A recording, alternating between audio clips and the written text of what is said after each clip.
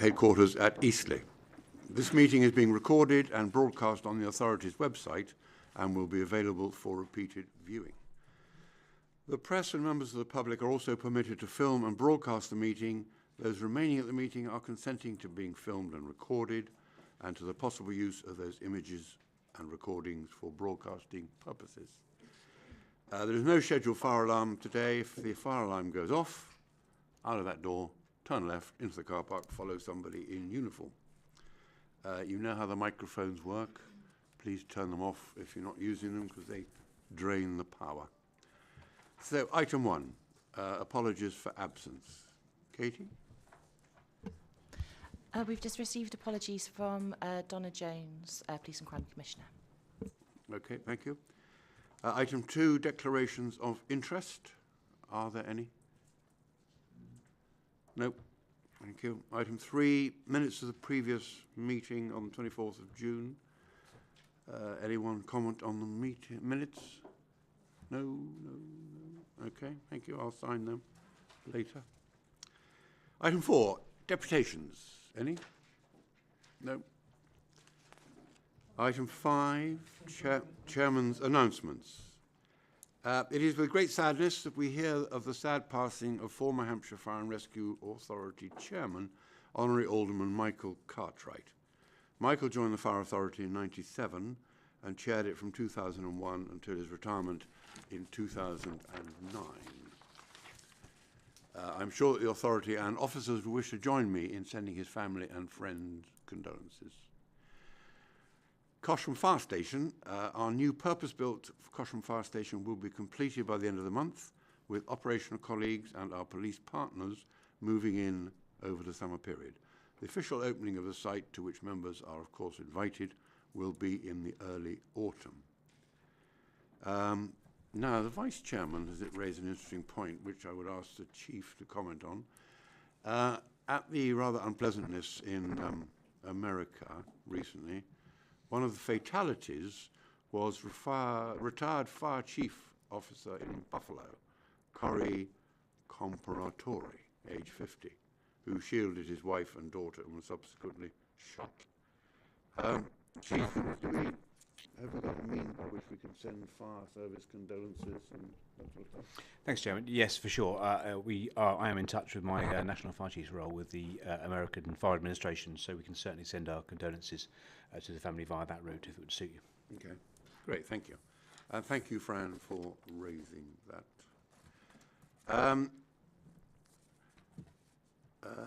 If I can remind you, members, that Neil and the officers would like to have a quick word with us after this meeting is concluded.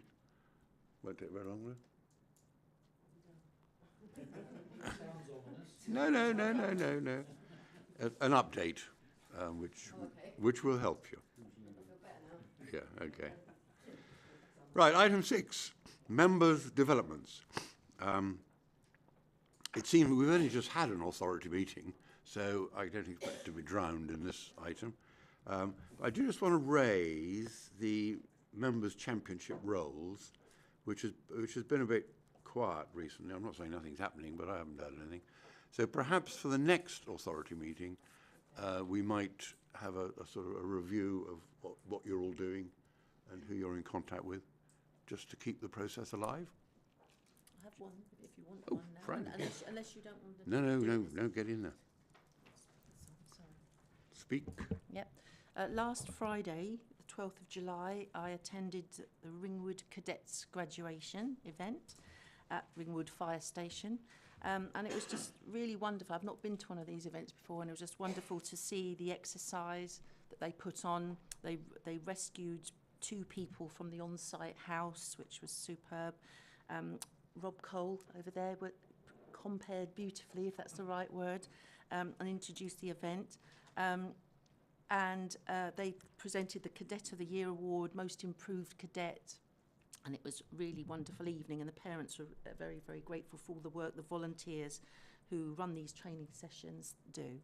So thank you to everybody who was there. I also am grateful to Joe Gregory as well, who's the CYP manager here. Thank you very much. Okay, thank you, Fran. Sally.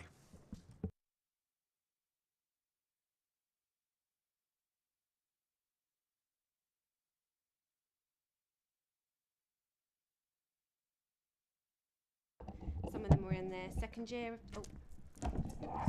Second year of pass out.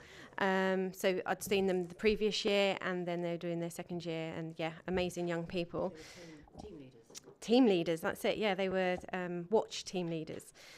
So yeah, that I always enjoy that. And then while I was there, the following day, I had Chris Thurl chauffeured me around a couple of the stations. So I visited Ryde to see the work that they do there, and had a cup of tea with some of the people on the watch at the time. And then he took me to Newport, and I was surprised with Newport. It was actually quite bigger than I was expecting, but they've definitely outgrown that site. So yeah, it was just really, really informative, and just really enjoyed my visit, and how the island is so different in its fire service compared to us on the mainland here. So yeah, thanks to everybody that looked after me while I was over on the island. Okay, thank you, Sally. Yes, Stephen. Well, I decided to do something myself since I was in Newport to try and sort of figure out why I'm here.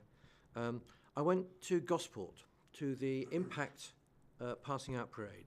The Impact programme is for young people aimed at 16 to 25-year-olds. They had, I think, about 8 on the programme, and a lot of these kids are, shall we say, having some difficulties in life.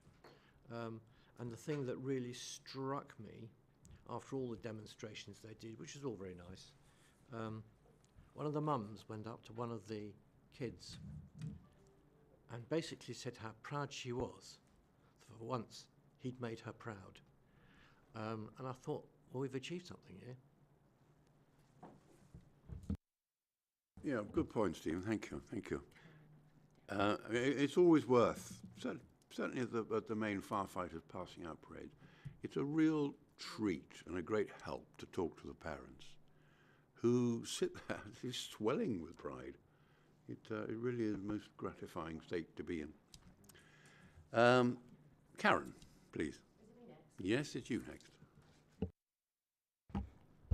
I won't talk about what Sally did. Obviously, it was brilliant, and it always is. Always gets me with the parents and stuff. But I do actually want to thank all the staff that helped me during the time when East Cowes was. It wasn't closed; it was shut. The doors were shut.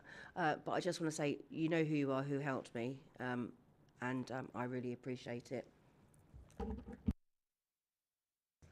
Thank you. Derek.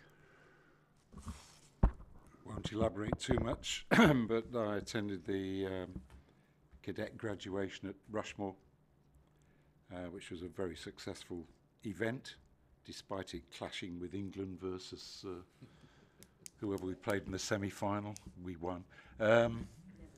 It was a very, very good event indeed, and well attended. The Deputy Lord Lieutenant was absolutely excellent person this time for the ceremony.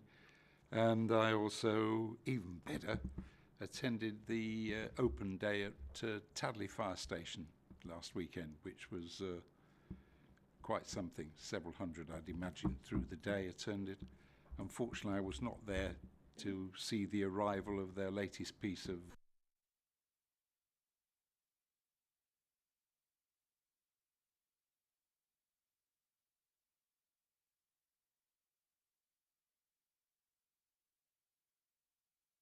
Derek, thank you. Zoe. Thank you. I also attended the Impact youth programme at Gosport, the same as Stephen. It's a very short programme, targeted programme, as you heard. It is co-funded with the PCC, so it's co-funded through their ASB funds. And as we've heard, you know, it really does show the impact. I know it's the title of the course, the impact that we make on these youngsters and their journey, and even some of them on their career prospects, so their consideration of going to college to do public services and possibly entering into the blue light services. So with that, there are two more, if you're interested. There is an impact parade, passing out parade on the 2nd of August in Southampton. So if you want to see the outcome of that short course, you can attend that. There's also the first passing out parade of the Prince's Trust programme in Waterlooville on the 25th of July, and that's the first programme that we've run in that area. So just a shout out to those. Thank you. Thank you, David. Excuse me, Chair, can't switch the...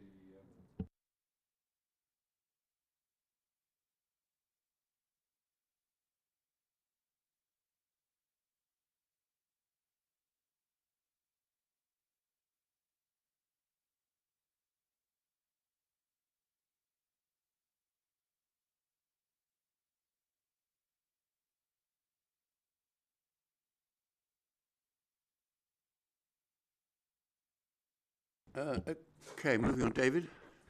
Yes, I booked myself onto a fire leadership course, which is held at Warwick University campus.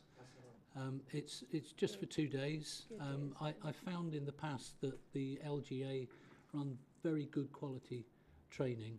I don't know if I'll ever be in a position of leadership, but if I am, then there's a very small chance that I might perform a little better than you would otherwise expect.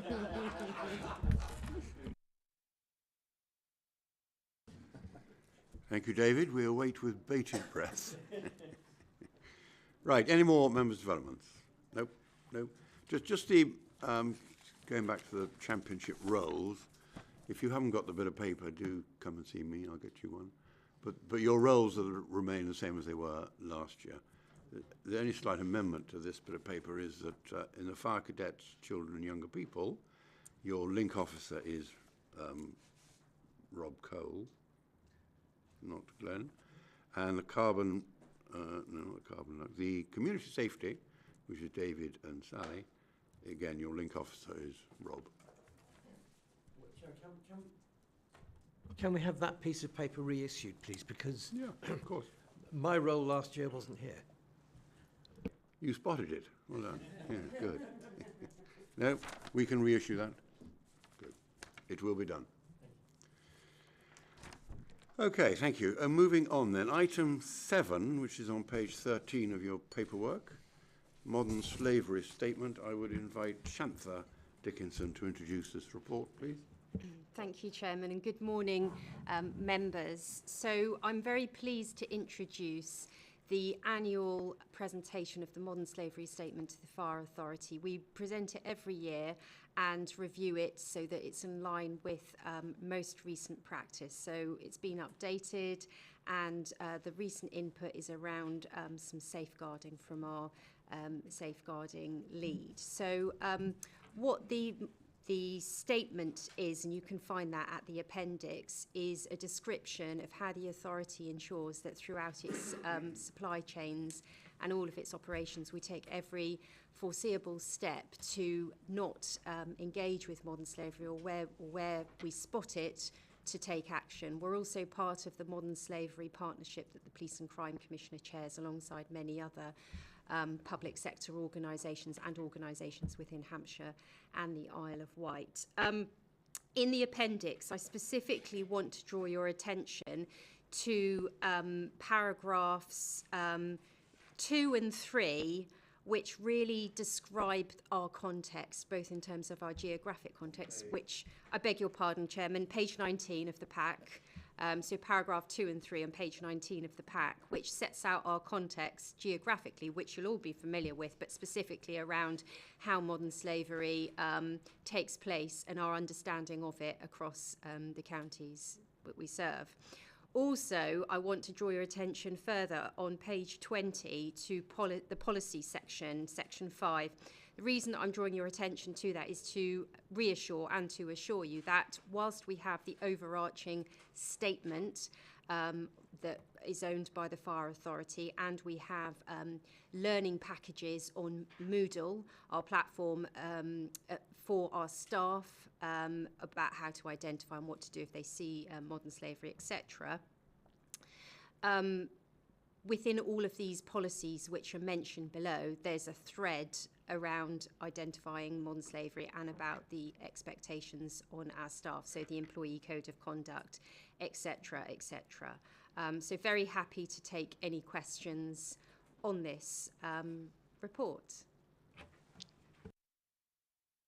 Thank you, Shantha. Members? Roger? Thank you.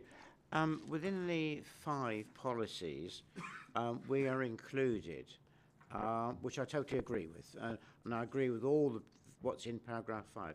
My only question is, should it also cover 3S fire?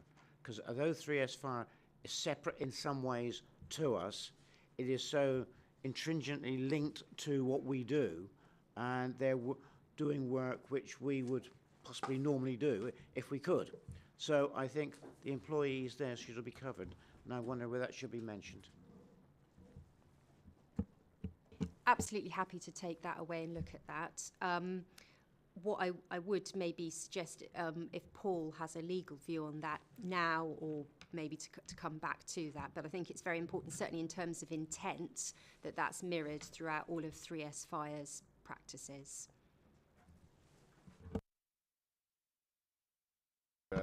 Take away and consider, I think, really, because obviously 3S Fire is a separate legal entity and we need to preserve that, but I think it we probably can reflect something in the statement in the future to cover it. So,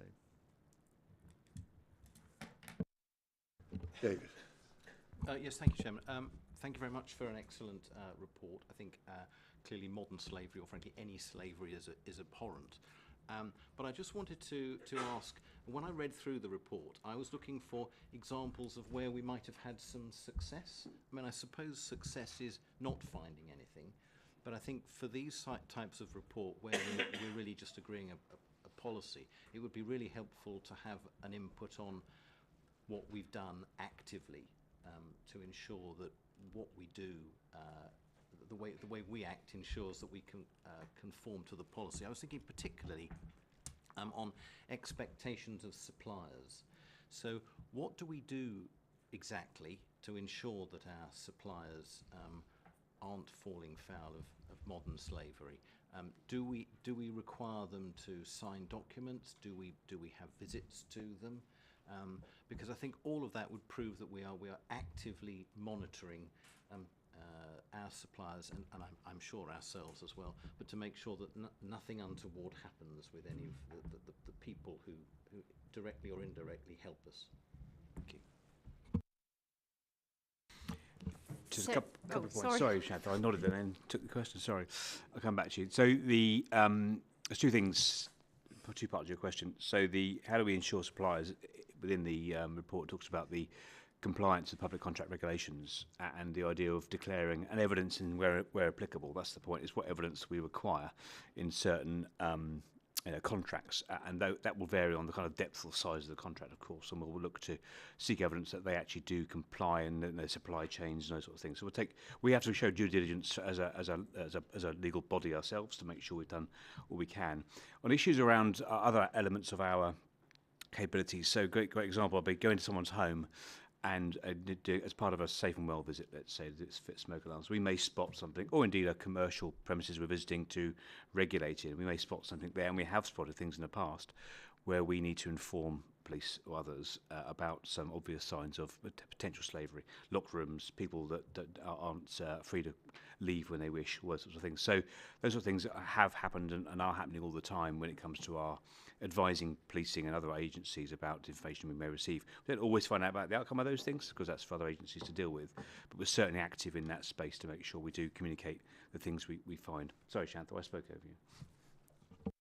No, it's absolutely fine, and really just to strengthen what you've just said, Neil, I just want to draw attention on pages 20 and 22. There's some specific wording that I hope provides the authority with assurance about what we do to exactly as you've set forward, Councillor Drew, which is, on page 20, ultimately, if there are violations of the expectations the authority has on its supplier, then we would, it could lead to the termination of that commercial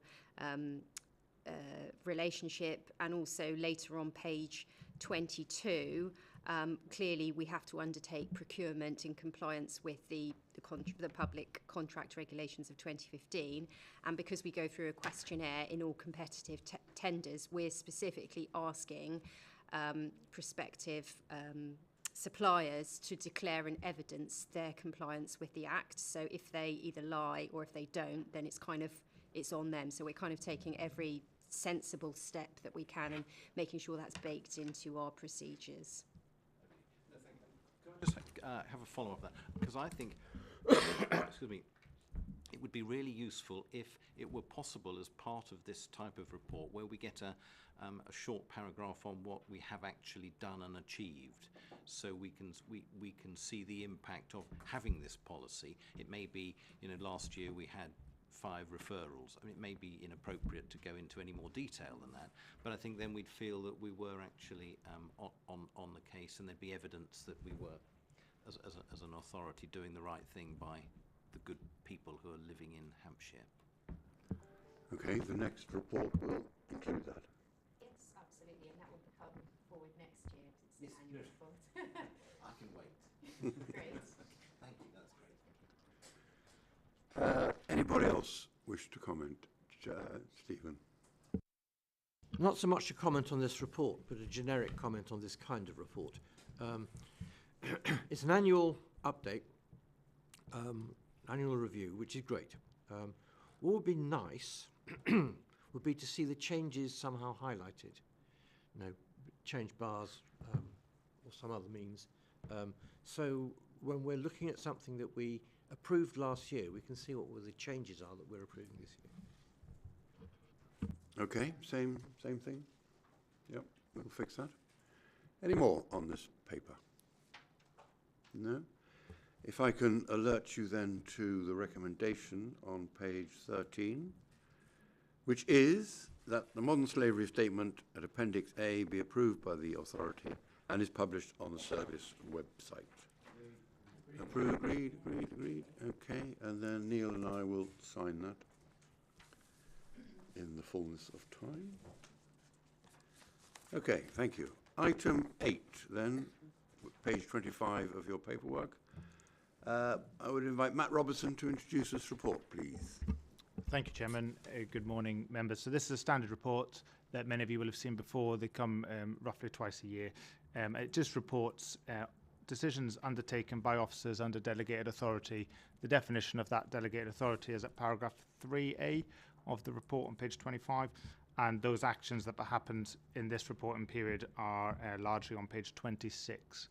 I'm happy to take any questions members may have. Members? Roger? My only question to Matt is that under 6E, the Lockhart building, probably I should know which is the Lockhart building, but I haven't got a clue. And I was wondering if you could explain where it is. And the other question that goes with that is if we need the land, I mean, the police have other sites which they can do things on. This is our main site. And if we wanted that land at some other time, can we close on the lease, or is it for a long period which doesn't allow us to get the land back? Yep, so the Lockhart building is at the rear of this site, up behind where our live fire facility is. So there's a building at the very, very back of the site, which has been... That's right. So it used to be a porter cabin, and it's been demolished, and there's been a new building erected there. So that is on a long-term lease. So it's not something that we could get back off the police at short notice. So it's a commitment for both organisations to provide that space for them. But that's been assessed, as the best way around of doing it. They've funded the building, which is why the figure is not huge for the size of the building, because they built it on our land. So we've gained an asset, if you like, in that sense at their cost, but that's why that income is a little bit less.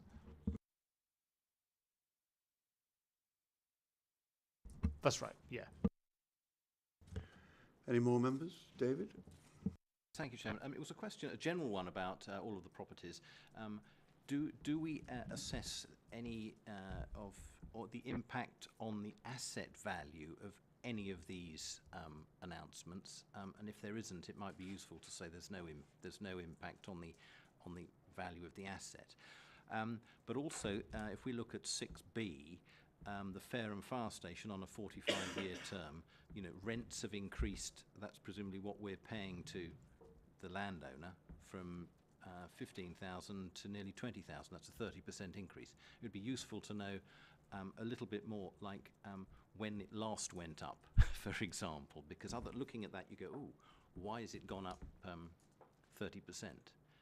So I'm just wondering if in again future reports there could be a little bit more information about the asset, and also anything obvious like why has it gone up 30%.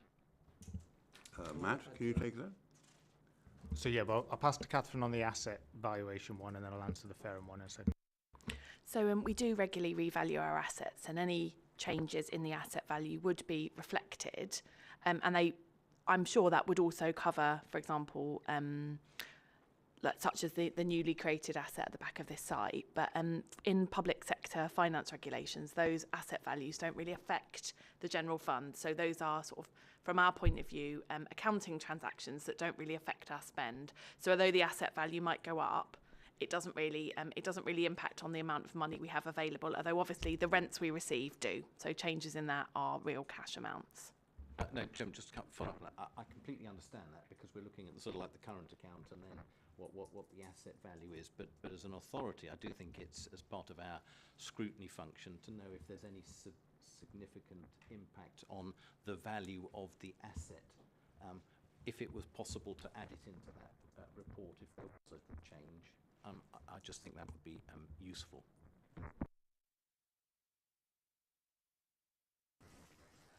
On a similar theme, it would also be handy to know when you talk about a lease on a 45-year term as to when it started. Because a 45-year term 44 years ago is a slightly different kettle of fish from 45-year term that started last week. That will be addressed. Well, Matt. Yes, so the current lease for Fareham is considerably below market value, so it's in effect a peppercorn rent we're paying. We have a long-standing relationship with that landowner, and that's been really positive for many years. So the 45 term is from going forward, so it's just a renewed long-term commitment. There are break clauses in that should we decide you don't need that in the long term, but it's a very good rate for that building. It's not reviewed annually, that site, so it's just reviewed the last time. I don't know, can't quote me the exact last time, but several years ago in terms of its last review. So it is a sort of a very favourable position for the authority for the size of that site. And again, just to come back on that, if it's that clear, then if that were put in the report, it would save us having to ask questions and would give us much more confidence that everything was covered, although we know it is. Because we can always ask the questions if it's known and can easily be put in the report, like the rent is substantially below market rent, then I wouldn't have bothered to ask the question. If that helps. Thank you. It will be addressed. Derek. Just following on from that, there is an income situation as well here, Matt. How often do we review the rents that people are paying us? So most of our rents are reviewed annually, and they are increased in line with CPI. Yeah, so they're reviewed in that sense, and service charges are reviewed annually as well. And they're so you've got a rental element and then a service charge element. So they're all reviewed and adjusted each year. And just as a follow-up on that, Catherine, you mentioned the valuations don't really come into it. I can understand that compared to, say, how the counties had to overcome the problems we have on valuations with Ernst Young. But do you foresee a situation where we're going to go into big property development in the Isle of Wight and places? Do you see a problem where the valuations will come into play? So I think where we would seek a separate valuation is if we were looking to either dispose of an asset or if we were seeking to make any kind of commercial investment. We absolutely would need a different kind of valuation for that. Currently, we're not in a position where we are looking to make any kind of commercial investments, and if we were, that would come back to the authority for a decision. But any kind of, for example, you remember last time when we have discussions about any kind of asset disposal, that would then come for consideration with the authority. These valuations I'm talking about are sort of business as usual for the purposes of preparing the accounts. The reason that the numbers are obviously important for the accounts production, but not really important for the running of the services. We're not planning to dispose of or borrow against any of these assets, so they're more sort of for information numbers than ones we need to take any action over. Okay, I'd just like to raise something on 6F. Not the property bit of it, but the Blue Lamp Trust, which is mentioned there.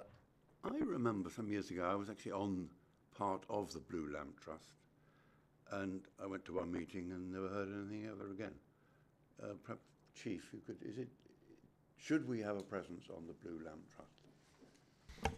So I am a trustee of the Blue Lamp Trust, and the Fire Authority Chair used to have a position as same as true for the Police and Crime Commissioner, but that was subsequently changed. So I represent the Fire Service there, in fact the Fire Authority as well. But certainly they always welcome people taking part. It's a question of whether the Fire Authority feels it should have a trustee on the board is a different question, or whether indeed the Blue Lamp Trust believe they should have a Fire Authority member as a trustee. So we can certainly have conversations with them. I'm sure they'd be delighted to have more there, but it's a question of need and time. Okay, can I have that? Okay, thank you.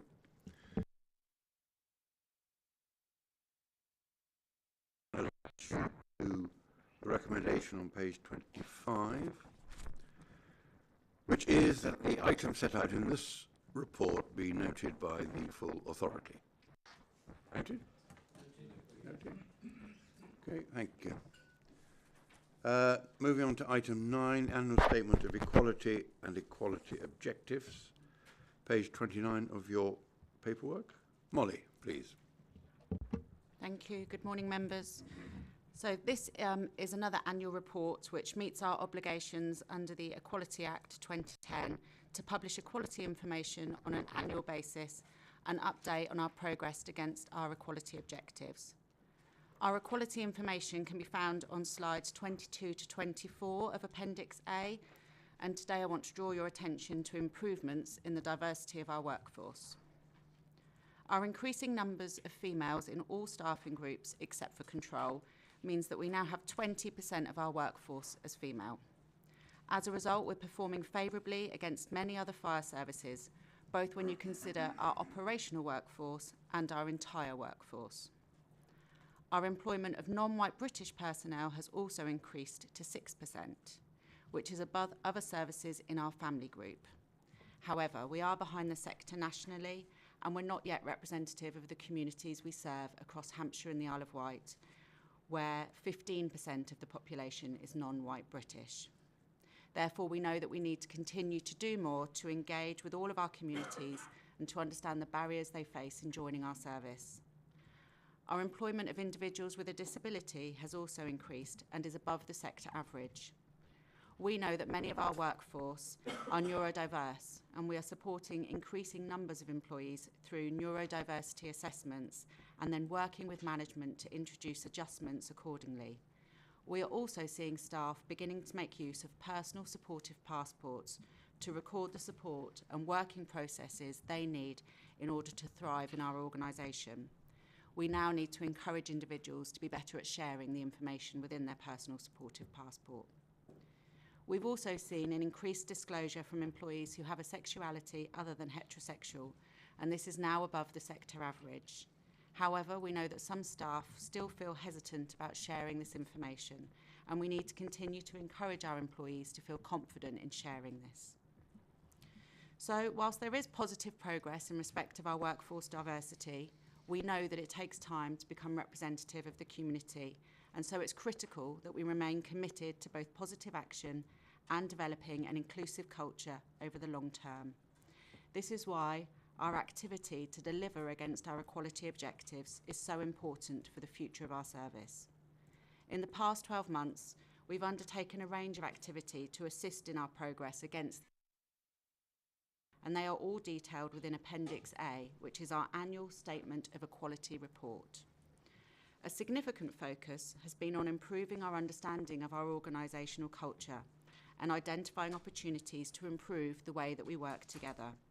We are learning from our own survey and staff feedback, as well as from the NFCC and the Inspectorate, to ensure that we implement best practice initiatives. We know that a lack of awareness and understanding of our staff in respect of the importance of equality, diversity and inclusion has been highlighted in our previous inspection report, as well as our own culture survey. Therefore, we have developed and delivered bespoke training for staff, covering the fundamentals of equality, diversity and inclusion, such as the difference between positive action and positive discrimination, and how privilege can impact on equality and equity. We have also developed and delivered training sessions on the difference between banter, bullying and harassment, and how to be mindful around impact and intent. This training will continue to be developed and delivered over the coming year. Our teams across Hampshire and the Isle of Wight love opportunities to engage with their local communities, to role model our service values and behaviours, to share important community safety message, as well as talk about the great opportunities that there are to work or volunteer for the service. The last 12 months have been no exception, and teams have been involved in cadets, Prince's Trust programmes, senior citizen events, community open days, Eid celebrations and Pride events. This work is vital to us, ensuring we remain accessible and relevant to the communities we serve, and we look forward to future opportunities, particularly as part of the Crow Festival of Rescue in late September. In closing, I wanted to draw your attention to where we will be focusing our activity over the next 12 months. I have already mentioned that we will continue to educate our teams to develop a way of working together that is inclusive, respectful and supportive of all. To do this well, we must also ensure that instances of bullying, harassment and discrimination are swiftly addressed and not tolerated. Whilst we are not seeing a widespread problem with these types of behaviours, we have had to tackle isolated incidents, and we are mindful that every incident of unacceptable behaviour detracts from the positive progress we are making. Therefore, we will continue to focus on improving our understanding of bullying, harassment and discrimination with our workforce, to ensure we are doing all we can to treat every colleague with dignity and respect and to uphold our values. We will also continue to collaborate with the NFCC and other services to share learning, and look forward to the publication of the Inspectorate's thematic report into misconduct later in the year. Before taking questions, I just wanted to take a final opportunity to give recognition and appreciation to the work of our network groups, who champion our inclusive service strategy and generate so much activity and progress throughout the year. They continue to be critical to our success, and much of what we have achieved has been supported by their drive, commitment and passion for improving our service. Thank you for your continued support of these groups. Happy to take any questions. Thank you, Molly. Questions? George. Thank you, Chair. I've got nothing contentious with the reports whatsoever. It looks really good to me. As I highlighted prior, just some legal clarification, please. On page 34, under number 30, it states that we have a legal duty to collate and publish equality information on an annual basis. But in the options section, under 33, for some bizarre reason, it gives us an option to not publish a report. I just wanted clarification on why that would be an option when the point a few paragraphs above state that it's a legal requirement to publish a report, please. I think it's probably a slight function of the way our report template works, where we sort of give alternative options, even if one is manifestly a silly thing to do. I mean, it is open to the authority to do something that doesn't comply with the legal obligation, but as the monitoring officer, obviously I wouldn't recommend it, and would come back to you with a report probably to tell you that you've done that. So. Okay, so realistically we have one option, yeah? I mean, I suppose there is an option if you, for instance, felt that the information to be published wasn't correct or didn't actually meet what was required in some way, then you could actually decide not to publish it at this point and send officers away to remedy that. But I don't think that is the case here. So. Good point, George. Zoe. Thank you. Yes, it's a legal requirement, but I think draw your attention to, I mean, that the information that we have now and the journey that we've come on is really robust and obviously mirrors the evolution of the performance reports. And of course, we've seen some of the statistics in the performance report that came to the previous meeting just a few weeks ago. So the report itself actually gives us a very clearer picture now. Although it's a legal requirement, the data and the evolution of that has provided us with a far better position to scrutinise it. So I really welcome that and the detail and how the report and the slides have laid out, because it does give us a lot more detail. And in most cases, we've seen disclosures increase. So although we're maybe in some cases below national average, we are on the right trajectory, and the journey we're still travelling on, which is fantastic.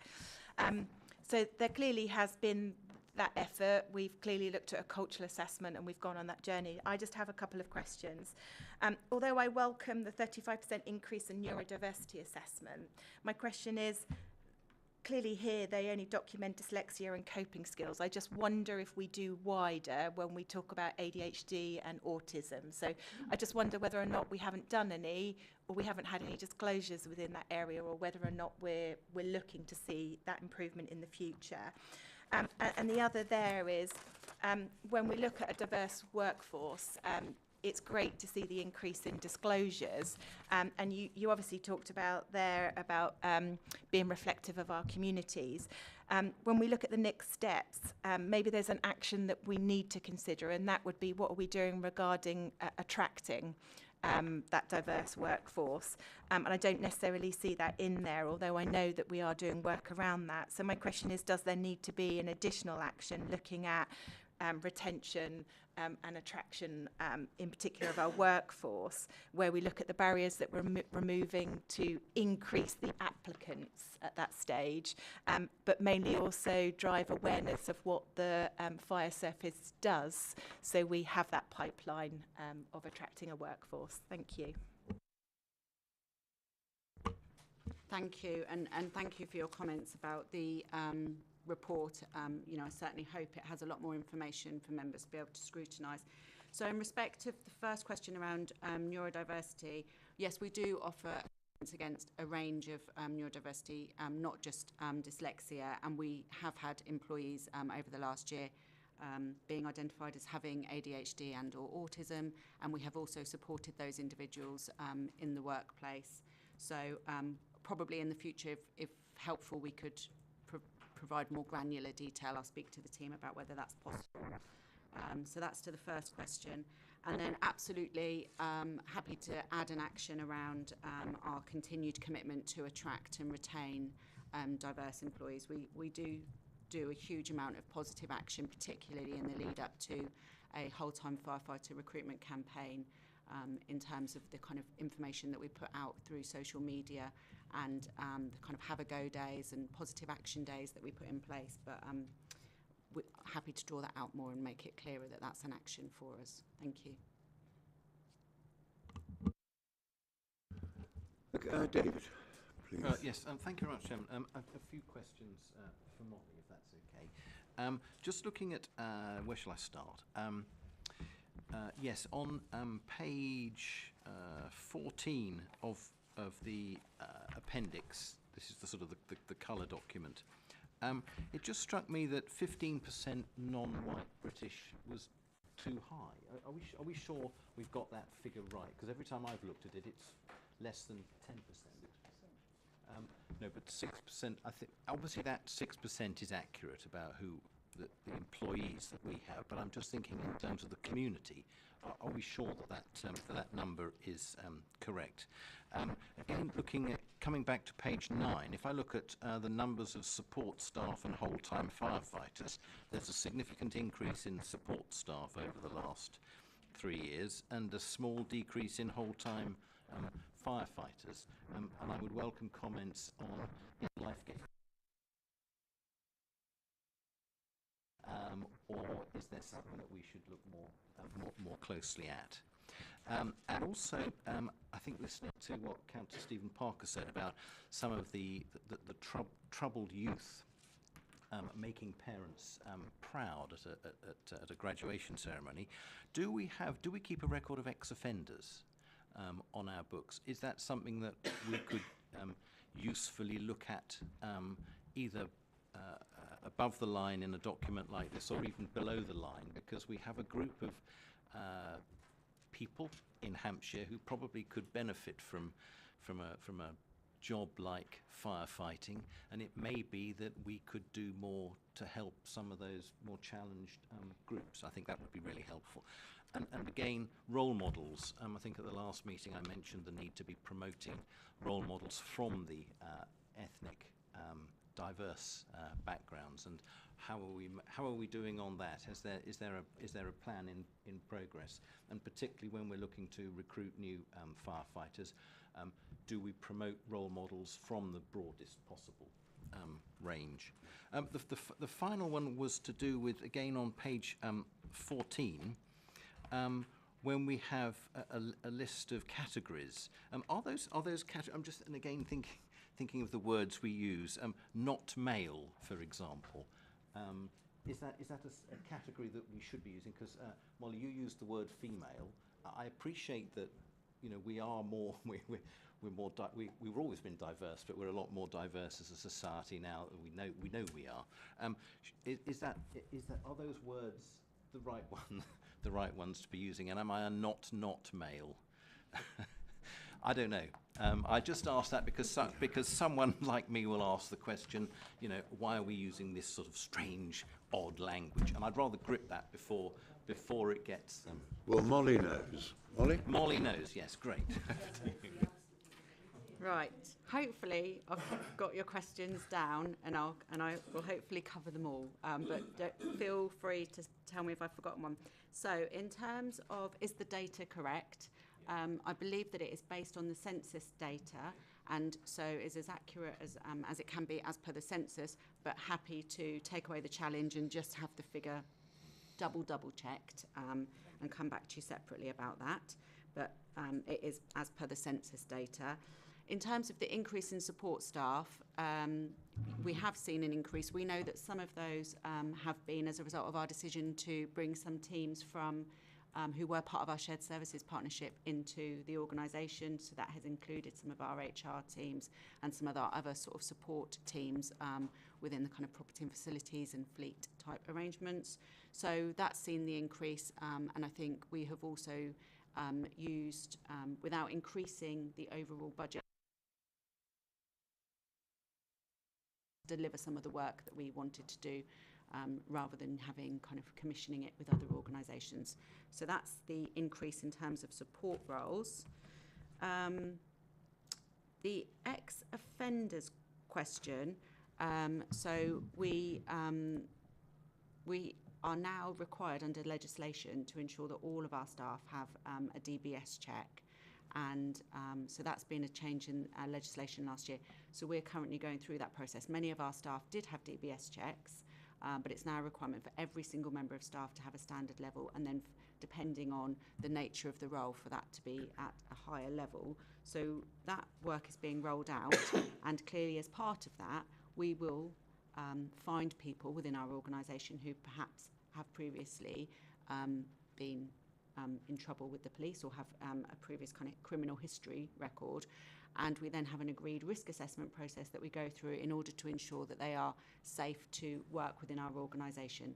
And we use that same methodology for new recruits into the organisation. So when somebody wishes to join our organisation, if they disclose or we discover upon checking that they do have a criminal history, then we're able to explore that and undertake a risk assessment process to ensure that they are safe to work in our organisation. So that's the process we would use for both current staff and new starters. Role models for new recruits, as I say, that really links into our positive action work, so ensuring that we have the right people out talking to various parts of the community about the various roles and opportunities that exist, and that they best represent and are able to connect and be relevant to the communities that they are engaging with. So we would always seek to use the best placed people to speak to different parts of the community, but that's not to say that You don't have to be from the same background necessarily to be able to have that conversation, but we will try to ensure that we use the best piece of people possible. And yes, then the categories. Yeah, so the categories have faced quite a lot of debate in the development of this report. So in our final decision about using those categories, they were very much supported by our network groups. So they were how our network groups really wanted our organisation to be described, and so we were mindful of that. And they also speak to trying to draw out the difference. So to say what's the kind of the difference from the norm, the historical norm within this organisation, and trying to draw attention to that. So that's the reason for using those categories. But I have had numerous discussions about it. Understandable. Just one thing to come back on with regard to ex-offenders. I know there's a firm, is it called Timpson's? Other key cutters and shoemakers are available, who actually deliberately try and employ I'm not suggesting that we necessarily do that, but I thought it was useful to hear how we do deal with that.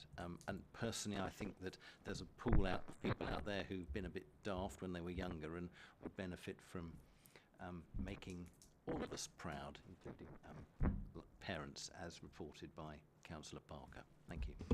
Okay, thank you.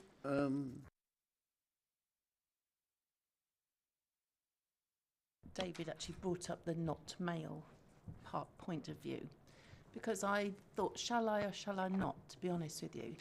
And I just find it, and I have to be honest with you, I find it a little bit offensive somehow, because we've got women working for the authority here, yourselves, and on this authority. And it just jarred with me, and I thought, I'm not sure if I should, and that's an awful thing to even have to think. I personally think. So I just wanted to put that out there, because I know you've got a working group and they felt that was the right thing, but I'm not sure if that is representative of all the women on the fire authority. Just wanted to say that. Molly? I fully accept the challenge, and as I say, it is one that we have debated, and that I spoke to my people champions about in the development of this report. Our network groups felt quite strongly about this, and were very clear that they felt this was probably the safest way to represent our workforce without having to identify those people who don't identify as either male or female, and we do.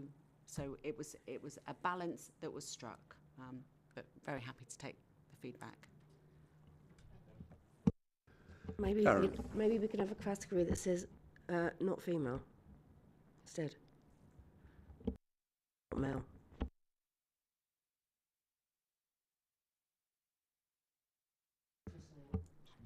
Zoe? Yeah, maybe just to conclude it, as people's champions, both Karen and I did bring this up. I think we felt similar to yourself, Fran, as a female reading that. It was offensive, knowing that, as a female, what we want to do is increase that representative within the workforce. And I think the question I had was, will it turn away the diversity or the diversity of applications that we're looking for? I think just to conclude it, as people's champions, I think we can continue this debate, but I think it's also worth noting that it is reflective of some government language that is used and how we benchmark data. So I think it's something that we can bring forward and maybe in future reports decide how best we want to place that as an authority. But I think we need to respect the network groups as well. Okay, thank you for that. The debate will continue. Oh, forever. Forever. Thank you. Any more on this subject? No? Okay, if I can alert you then to the recommendations on page 29, paragraph 4, that the annual statement of equality be approved by Hampshire and the Isle of Wight Fire and Rescue Authority, and the updated equality information at Appendix A will be published on our website. Agreed? Noted, whatever you want. Okay, thank you. Moving. Are you happy to keep going? No one wants to run from the room? Okay. Item 10. Item 10 then, on page 83 of your paperwork. The authority policies for prevention, protection and response. Shantha, if I could ask you. Thank you again, Chairman. So I'm really pleased to present a bundle of policies and position statements for the authority's approval and noting in a number of cases. It's a fairly detailed pack, so I'm going to draw out just some key highlights for you. So this is ongoing work, which is about maturing the authority's policy framework. And you'll recall at the last authority meeting, excuse me, that I brought the health and safety policies. So you have seen one of the policies in its new format. And what I'm bringing to you today is our response policy with some supporting position statements around marine rescue and our activities as the UK International Search and Rescue, or a component of that. I'm also bringing the protection policy, which has position statements around fire safety, sprinklers, building regulations, planning and legislation, and a new one on battery energy storage systems, and also a policy on prevention too. So just as a reminder, it's probably quite useful to refer to the graphic, the little figure at paragraph 9 of the cover report, which shows where the authority policy framework sits in relation to the Constitution. And as you can see from, or you will have seen from some of the review dates on the policies, it's a medium-term look, a medium-term statement by the authority about what its promise, its offer to the community is. And underneath that, you then have the safety plan, which is the 5-year delivery. And then, of course, there's the operational delivery through the services, policies and procedures framework. What's the benefits of having this framework? It supports our overarching principle of being a policy-led organisation and really clearly says to our communities, this is what we promise to you. So it creates that authorising environment. And really critically, it sets in a transparent way the authority's expectation upon the service for operational delivery to our communities. So each of the policies now has a consistent format and style, and it talks about the clear principles designed to clarify the services areas of responsibility, and that's, if you like, the key distinction in each separate policy. Then there's a list of common or relevant legislation, a statement around governance, and the code of ethics as well. Drawing your attention to paragraph 14, so that, once approved, will obviously be published to the website.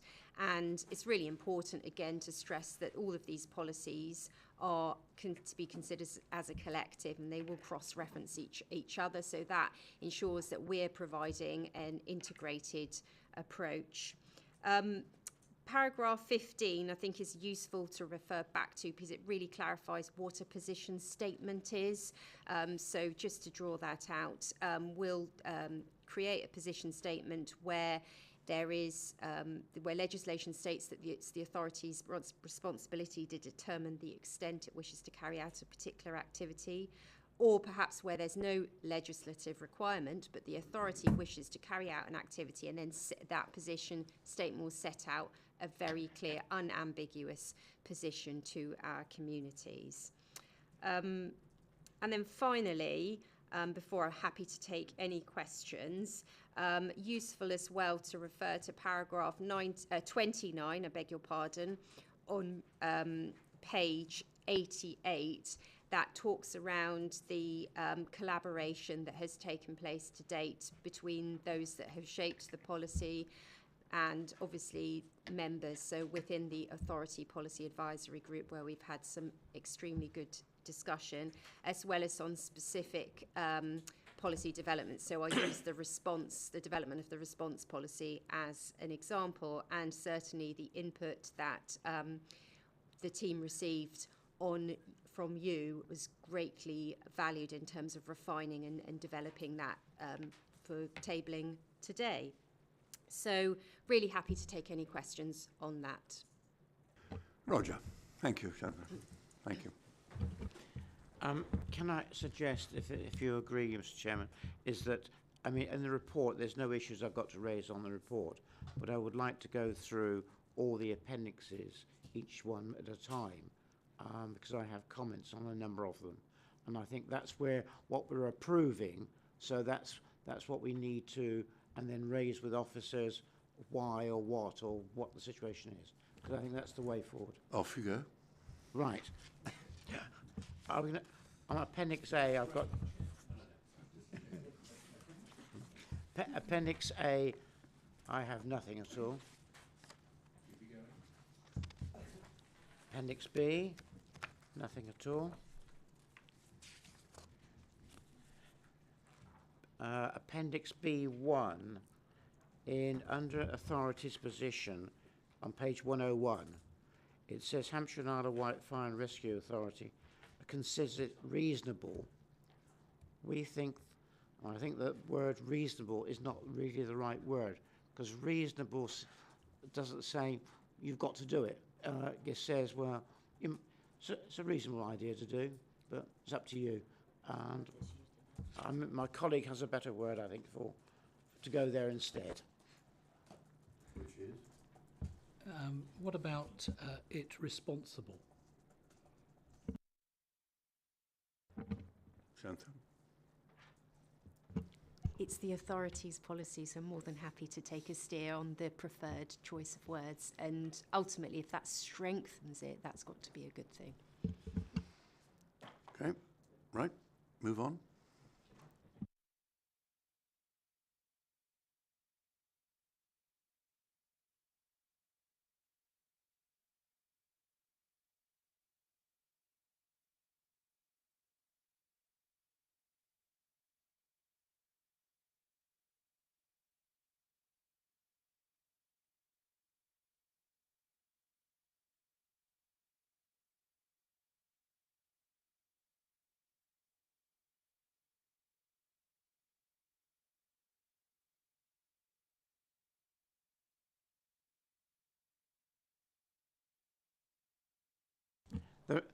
It should stop there after sprinklers fitted. The remaining words should be removed. I think from an authority point of view, we see that sprinklers should be fitted to schools because, and the other implications are not for us as an authority. So we just say schools should have sprinklers fitted. That's the right way forward. Yep, that makes sense. Chancellor, what do you think? It's our document, but what do you think? Good, we'll go for that. Good, thank you. Going over the page, 106, sprinklers in high-risk buildings, fires in this type of building. Sorry? High-rise building, sorry. Fires in this type of building can present, and goes on. But when you look at sprinklers in commercial buildings, it starts off the risk to firefighters in large, and I think, well, we think that it should have the risk to firefighters because we know in high rise what happened a few years ago, so therefore we see high rise as a risk to it, rather than it saying it towards the end of that first sentence. Can you just get this clear? So you want risk to firefighters in the high-rise buildings as well? Yes. Okay. I'm happy with that. We then question the 30-metre height. Is that, we were looking at, and we're thinking, well, it's probably 4 metres, well, say it's 3 metres between floors, so that's 10 floors high when you get to 30 metres, and that seems to be quite high, and therefore is that, I know there's new legislation, and I just want to be reminded of the new legislation, what the new legislation says. Does that quote 30 metres, or if it doesn't, should we be lower? Because we think 10th floor is high. It's pretty high. Good morning, members. Yes, is a simple answer. The legislative parameters is around that 30 metres at this moment in time. So that's why that piece is within the sprinklers. The fact that it could be lower is covered probably in the other statements around new domestic buildings, the commercial buildings. But from a high-rise perspective, that word high-rise is at 30 metres. That's what it's been deemed, particularly since not so much legislation, but the guidance that's been issued post-Grenfell is 30 metres, if that helps.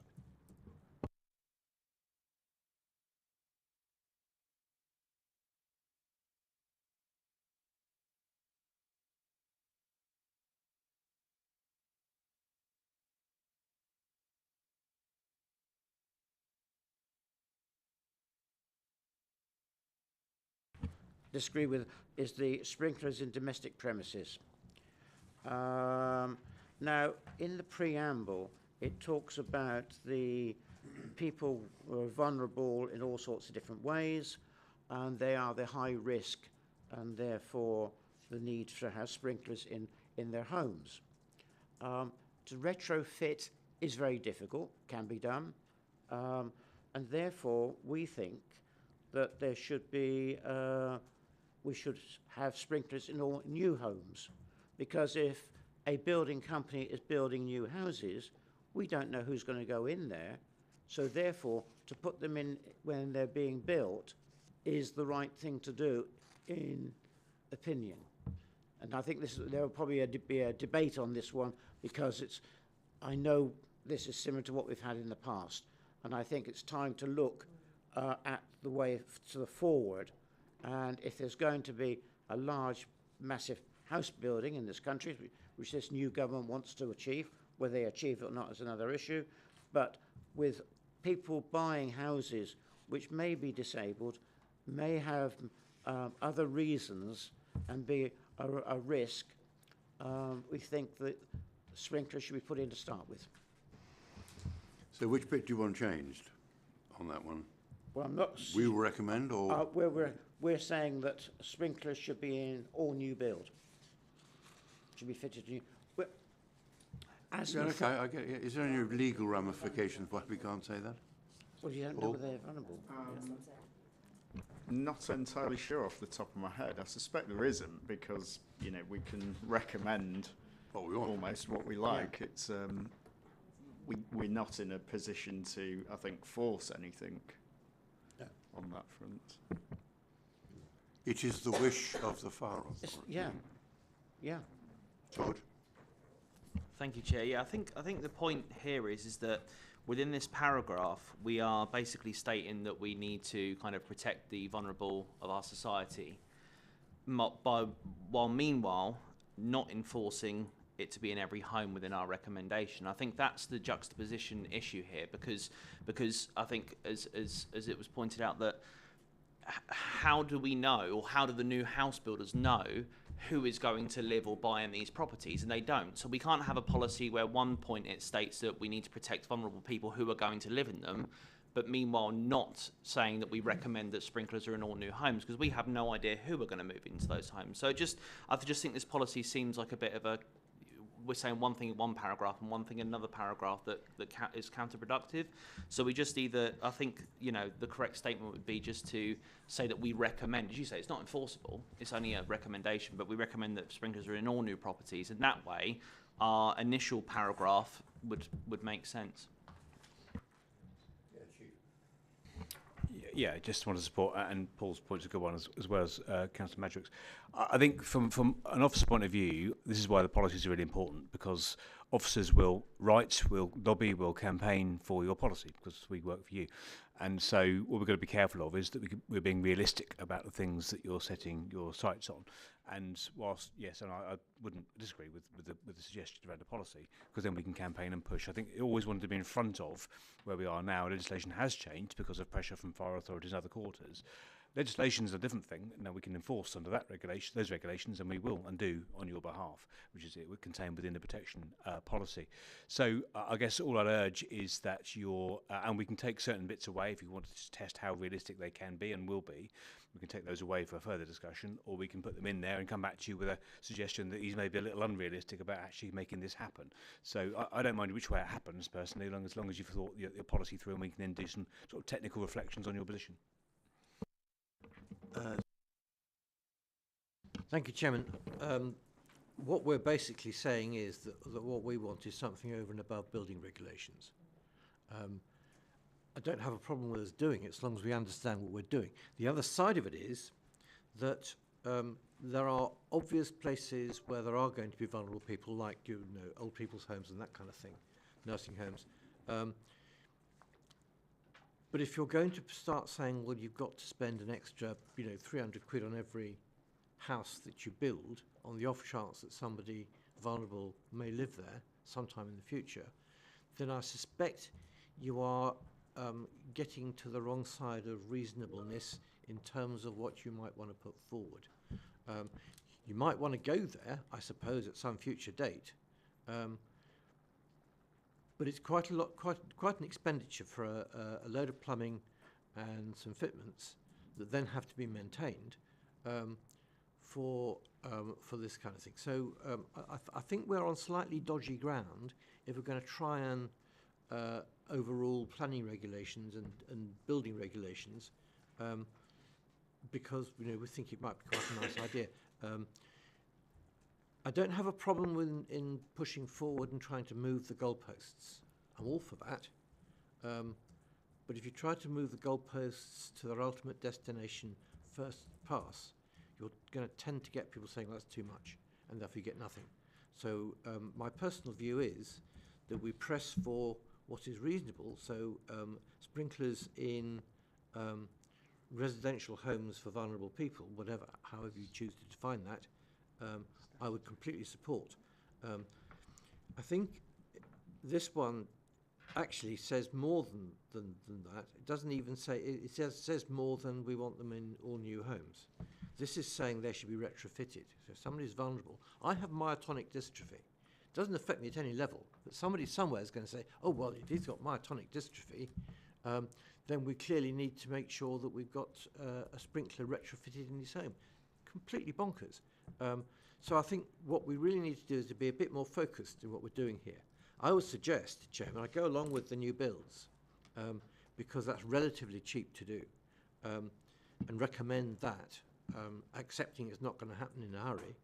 I'm far more interested in the residential homes and the nursing homes to say we need sprinklers there, because that is where you've got seriously vulnerable people in quantity. Statutory. That's a long way away from where I was looking. Sorry. I agree with you, Stephen. It needs to be realistic, whatever we're putting in. Chief? Just wanted to step back on something you just said. So those most vulnerable are the people that perhaps are in their homes and cannot escape themselves. And so we do have people with conditions that we would seek to retrofit sprinklers, protect them because they cannot escape themselves. So it is specifically down to the most vulnerable, not people just who have been diagnosed with a condition that are perfectly mobile at this stage. But let's be clear, we are... say that. No, but the most vulnerable means that, and that's the point. So policy can't be so definitive that it can tell you everything. And this is the point about this is a high-level policy you're setting officers to administer on the ground. And so we're not expecting you to have all the details. We're not expecting you to be able to do it in each individual circumstances. This is about high-level policy, setting out your intent about what you'd like us to do, and then we will operationalise your intent. Thanks. Sally? Thank you. I'd just like to say what we've done in Southampton. We built 100 new homes, council homes, and 2 of those houses were adaptable houses for families with children with disabilities. So can it not be worded that when there are houses that are being adapted to have sprinklers in them, rather than all new builds, just those ones that are being built specifically for vulnerable people. And also we've got an extra care facility. Again, it's council built, 6 floors high, I think, and that has sprinklers in. And all our walk-up blocks, all our council walk-up blocks that are 4 stories high are at this moment in time having sprinklers put in them. We've put them in all our high-rises now. That's been done for a number of years. But going back to new builds, I think if they're specifically saying they are adapted houses, then they possibly should have sprinklers in rather than all new builds. It's in our... I know every local authority has their local plans are all different, but in our local plan, we do have that if you want to build in our city, then you've got to be responsible, and a certain height has to be sprinklers. I know this is recommendations that we're doing as a fire authority, but I think as a council we're already sort of going a bit above and beyond those recommendations. Thank you. Zoe, please. A possible recommendation to the sentence. So we recommend that sprinklers should be installed in homes of residents who are most vulnerable from fire or have adapted housing, and recommend a review and more work to seek the integration of sprinkler systems in new build. So it's saying that... Very good. Don't ask me to repeat it. You've written it down, see? Some of it. Yes. Very good, Zoe. Anybody else want, David? Yeah, I think I'd be happy with that, Chairman. In fact, what we're asking isn't anything particularly radical, because it's my understanding that this applies to new builds in Wells already, that they've already passed the legislation. I'm getting a nod from Rob over this. So that you know, it would seem sensible for us to be pushing for safety. That's part of our role as an authority. I'm also aware that it's very much cheaper to put these things in at the construction stage rather than to retrofit. So if it happens, I think we should all be very pleased. But yeah, I'd happily support Zoe's recommendation, as long as I don't have to repeat it either. Yeah. Shantha, did you capture Zoe's words of wisdom?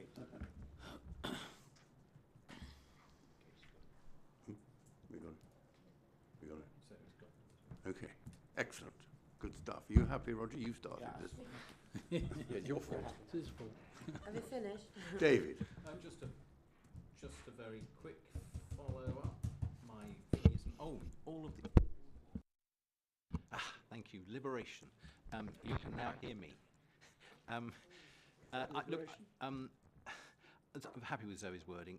That sounds fine to me. I'm a little bit reluctant to insist that, or to suggest that we should be putting sprinklers into every single new building. What's important is actually the resident can get out. And I know that's not under sprinklers, that's under the ability to get out when you need to get out. But that, I think, is just as important. In access and egress is probably more important than sprinklers, to be honest. Councillor Parker, thank you. Myotonic dystrophy, behavioural and personality problems, and slurred speech. You're all right at the moment. So thank you, Chairman. Okay. Roger, have you finished with your dissection of this paper? Derek? Yeah, just go along with Zoe's amendment as such. When we're talking about care homes, old people's bungalows, etc., there are statutory requirements already in place that cover that section of the community. As far as I know, anyway, certainly are on care homes and nursing homes, hospital units as well.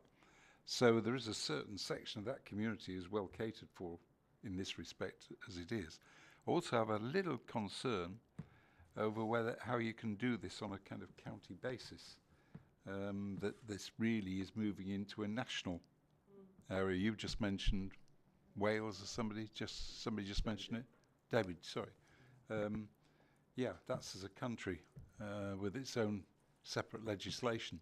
I do wonder how we could cope with this policy applying on new construction, etc., in the New Forest, yet it doesn't apply past West Willow in Dorset and Wiltshire, for example. Well, that's not our issue. No, but it Roger. Just come back on that particular point, and what we're saying is what we would like to see happen,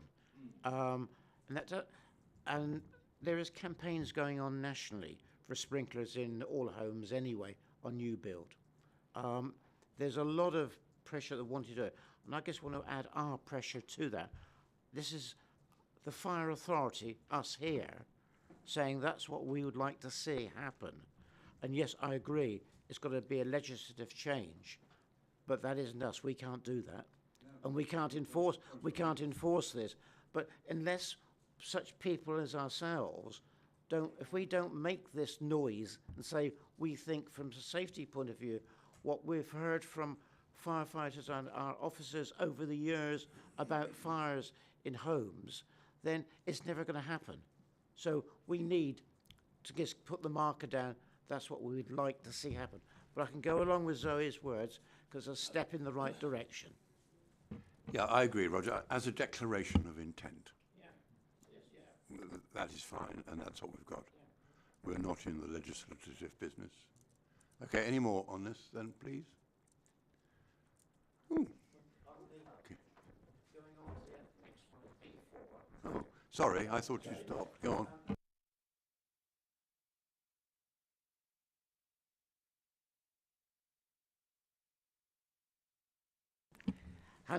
Page 111, fully agree with the document, but just as a question, as I understand that when you have photocells on your roof, they were originally just providing electricity into your home, but nowadays you can have a battery which stores the power as well. So should this cover that element? I don't know what the risk is for battery storage in a home which is fairly new, the same as what this storage is.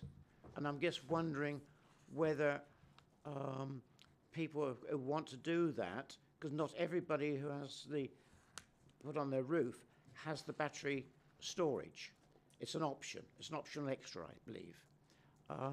And therefore, should they, if they have that extra option, should they have to apply for planning consent, which is what this is all about? Sounds horribly technical, Chief. So let me be clear about what the BESS or the BESS is all about. It's really about these mass storage sites. So I know you were expressing the difference in your question. So for the purpose of this policy, no.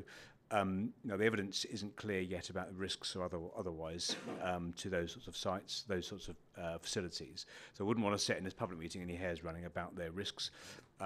Lithium ion itself, we know that there's a growing concern around its impact when it is damaged, when it's been poorly manufactured, or it's overheated. So these battery energy storage systems are really specifically about the power grid and a welcome addition to the power grid to make sure we stabilise the power grid and provide clean energy. The challenges we have is our ability to influence their positioning, their siting, and their running, because at the moment it falls out with normal regulations of any normal building. So that's why this has specifically been written for this purpose. But I accept the question, and all I can say is time will tell, and we'll certainly be working with our colleagues across globally now, actually, with the Home Office, who have commissioned some research into lithium-ion storage, lithium-ion use, and its impact on safety and fire. Yeah, thank you. That's important. That's important, I think, and possibly we may have another policy come back at some stage relating to the home ones. The other question I'd like to ask, linking again to the future, is do we need a special policy to do with the charging of scooters and, again, the same sort of battery, bicycles in the homes, of how they, because we all know that's a problem. And Sally raised with me this morning about where people are disposing of batteries and they're causing problems in waste vehicles when they're being collected. They've all been done the wrong way. is there any legislative thing which we ought to be looking at and making recommendations to try and get the law changed in ways to deal with those issues? Again, through your chair. So the nature of some of the fires we've seen one some recently, haven't we, in our own area, not only in waste sites but in people's homes as well, where lithium-ion batteries are seen as the culprit of the start of the fire. So certainly there's some work happening nationally. As I said earlier, the Home Office commissioned some research to look at the actual data. It's very easy to jump to conclusions. So the advice stands of charging, and these are things we don't need policy for because we are operationalising those things already, saying where we are charging scooters and other lithium-ion iron devices, do not do in your hallway, do not do them in your escape routes, do them separately outside if you can, and do not leave them unattended. So the advice we give is clear to our residents of Hampshire and Wight, and we'll continue to give that advice.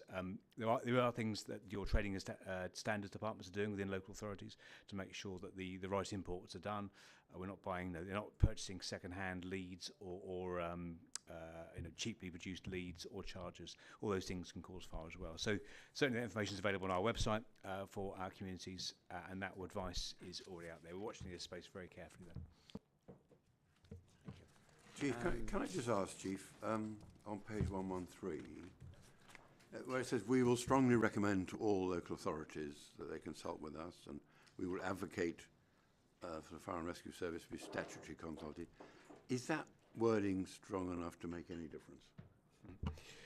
We've recently made some headway in this space by being included in the guidance, statutory guidance, that the fire authorities are consulted. But again, statutory guidance isn't statutory requirements.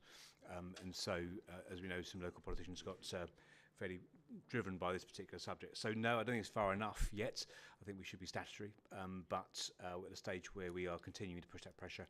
That pressure's been heard. I know it's been heard within government circles, just trying to find the best appropriate way without putting massive burdens on fire and rescue authorities as well.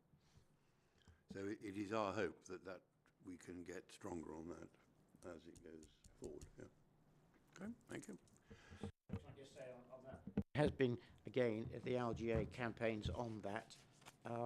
But I know I was at a meeting when the previous chief of London said, no, we don't want it because we can't cope with it. And that's another issue about funding of fire services to have the staff to do the job. But certainly it is important and to get because having sat on a local planning committee, if the fire service looks at some plans and they say that it shouldn't be approved or it should have this change or that change in there, and then the planning committee in its determination ignores that, it perfectly is legitimate to do it. But until we get the legal power that we have to be consulted, and that's so important that happens. Yeah, I agree. Sally. Yeah, I just wanted to say it's more of a point. I feel like we're in a new era. Many years ago, it was tumble dryers, and we were and now I think it's embedded in people's heads not to leave a tumble dryer on if you're not in the house. We're now having to do this with lithium batteries, Hoover batteries, e-cigarettes, e-scooters. They're all plugged in the home. It's just sort of getting it out there, really, how dangerous they are, and I think we'll get there in the end, like we have with tumble dryers. Please, that's the last ones I wanted to raise. No, delighted, Roger. Thank you. David. I'm just thinking about tumble dryers. Surely you put your washing on the line and let it blow dry with the sun. Oh, no, that's not going to work. But look, one of the challenges that we have, and just to repeat what the Chief said, is about bad, cheap chargers and these scooters and batteries left, and small vehicles left unattended. A technical point is that the batteries that we're using now are much more energy dense than they used to be. And that's what causes the problem, because you've in effect got a lot more energy in one particular place. And I'm sure, joking aside, the point you make about tumble dryers, we've got to work through this. But I suspect as more people have electric cars, they'll plug the car in, and that will be the battery that you use for the house in the evening, and then you'll charge up again in the morning, ready to go to work. There are an awful lot of very technical engineering solutions that can be brought onto this, and I think we're all struggling to keep up with the changes in the technology to make it safe. But I think we're pretty much across this, and of course we're not responsible, as you Chairman said, for the legislation. That's our parliamentary colleagues, many of whom are new, so maybe they'll crack on with new vigour and sort something out for us. Thank you. Okay, people, any more? Oh, Katie. So I was just going to check, are you happy for me to just summarise? I've got 4 amendments. Are you happy for me to summarise those for members just so we can agree those before we go on to the final recommendation? I wish you would. Okay. Just very quickly, I spotted a typo. Page 101 under heading 2, I think. If you have a look, you'll see it.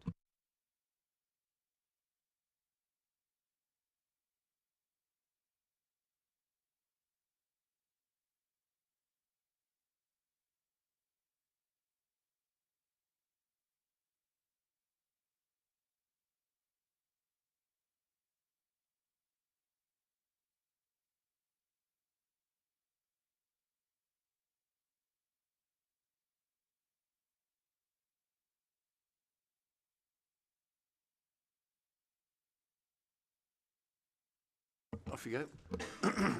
Okay, so on that page 101, we've got the typo that Councillor Dew just mentioned, and also the changing of the word reasonable to responsible to strengthen that. Then under sprinklers on page 105, there was a suggestion to remove the bottom line, kind of any exceptions onwards.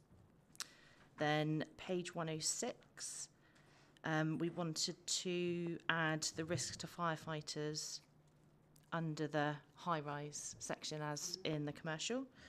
And then lastly, we've just got under on page 107, kind of onwards, under the domestic, we've just got that addition regarding the adapted housing and looking at new build housing for vulnerable people going forwards. So they're the 4 changes, if members are happy with those. Yeah, thank you, Katie. Okay. Yes, yeah, it's the last one, yeah. So, how am I going to do these recommendations? Well, I'll give it a shot.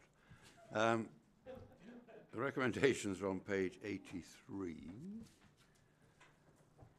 and are subject to everything. That the prevention policy, Appendix A, be approved by the authority for inclusion into the authority's policy framework, subject to the amendments which Katie has just announced.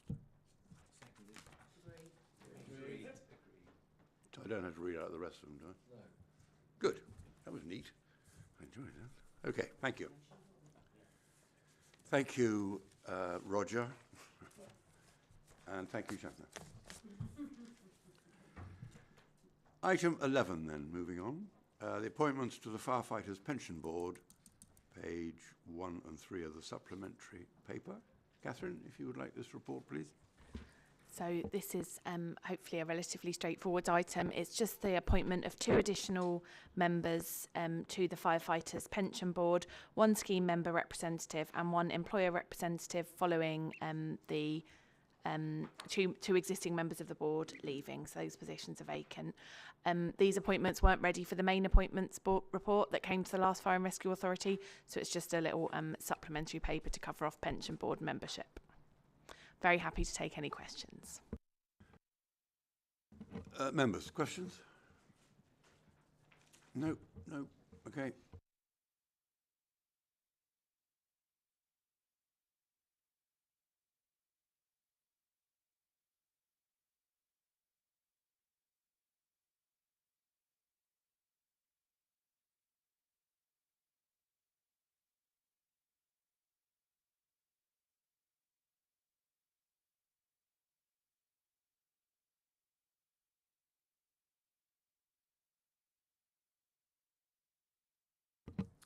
It's the stress.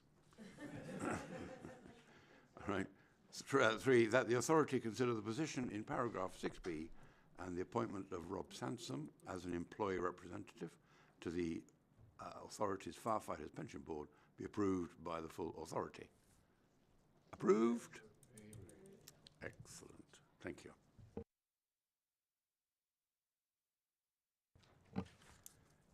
have to read this out. Item 12, to resolve that the public be excluded from the meeting during the following items of business, as it is likely, in view of the nature of the business to be transacted or the nature of the proceedings, that if members of the public were present during these items, there would be disclosure to them of exempt information within paragraph 3, part 1 of Schedule 12A of the Local Government Act 1972, and further that in all circumstances of the case, the public interest in maintaining the exemption outweighs the public interest in disclosing the information for the reasons set out in the report.